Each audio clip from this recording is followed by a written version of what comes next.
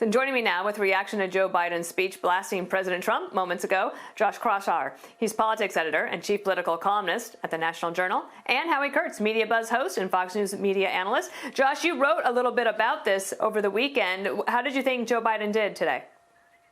Well, look, he needed to give this speech. The fact that he's talking about law and order, talking about issues that typically are on the president's strongest suits, that shows that they're concerned about perhaps losing ground in those suburbs, losing ground in an area where Joe Biden was before this doing quite well. But the speech that Biden gave was a pivot to the center speech. I mean, when he said, ask yourself, do I look like a socialist? And when he called for the prosecution of vandals and rioters, which, you know, a lot of progressive prosecutors, DAs in these big cities aren't doing that. The fact that he's trying to push himself to the center and take on the left wing of his party shows how politically important it is and how he wants to react quickly to Trump's attacks.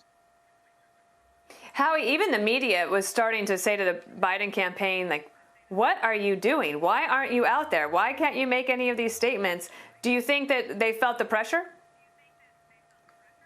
Absolutely. I mean, that was the most full-throated denunciation of urban violence I've heard Joe Biden give. But the campaign has been slow-footed and ultra-cautious. Joe Biden should have gone to Kenosha this weekend, taken ownership of the issue, gone on a Sunday show. Instead, he hesitated, and now President Trump is going there tomorrow. And I think that he also gave the president a huge opening by having no mention of violence, street crime at the four-day Democratic convention. Look, the Biden campaign will say, look, he put out a video about Kenosha and Portland last week. He issued a statement. Sure, he did. But how many people saw that? Politics is about pounding away at a message, particularly when you're up against an incumbent president with a much louder megaphone.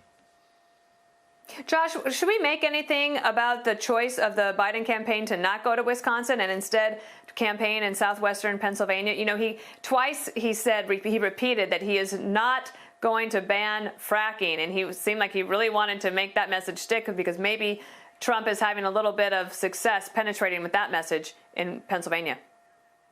I think they want to wait to see what the president does, how the local community in Kenosha responds to the president's visit this week. I wouldn't be surprised if Joe Biden does end up going to Kenosha, given the importance of Wisconsin on the political map. I'd add one other thing, though. The Biden campaign is now spending money in Minnesota. It's a state that Hillary Clinton won in 2016, and he's also apparently visiting Minnesota in the coming weeks. So it's a sign that it's not, I mean, the actions speak louder than polls and spin, and the fact that you have Biden looking at that upper Midwest, those states that Trump did so well in the last election, shows that they know this is having an impact, and they needed to respond as soon as possible.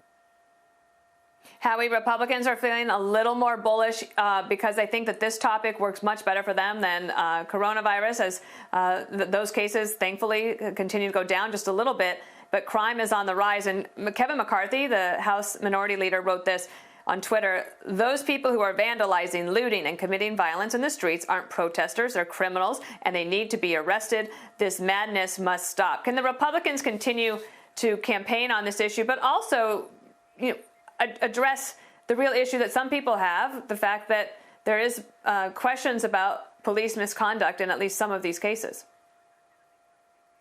Right. Joe Biden, of course, plays up racial injustice and police misconduct. The president plays up law and order, not as much on racial justice. But look, crime and the safety of your family is such a visceral issue. We in the media, many of whose members have kind of downplayed the violence that's been going on for months now in places like Portland and Seattle, tend to lose sight of that fact. Now, Biden did something interesting at the end of the speech. He tried to pivot from, I want to keep your family safe from crime, but I want to keep you safe from the coronavirus. And, of course, lighting into the president on that. He's trying to have a broader debate about safety than the president and his law and order effort would prefer. All right, Howie Kurtz and Josh Kraushaar, great to have you here on a Monday, getting this week going. Thank you.